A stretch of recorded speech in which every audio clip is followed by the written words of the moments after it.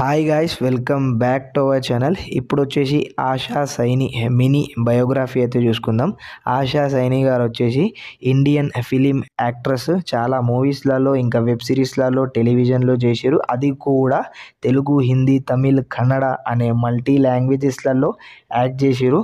అందుకోసమే Indian film actress అన్నట్టు. ఇంకా దాంతోపాటు ఆశా సైని గారు వచ్చేసి 1999లో తన కెరియర్ అనేది స్టార్ట్ చేశారు. ఇంకా తెలుగులో ప్రేమ కోసం మూవీయో మన వెబ్ సిరీస్ అంత క్లారిటీగా తెలియదు, కానీ ఇందులో అయితే యాక్ట్ చేశారు అన్నట్టు. ఇంకా దాంతో పాటు 1978 సెప్టెంబర్ మంత్లో జన్మించారు.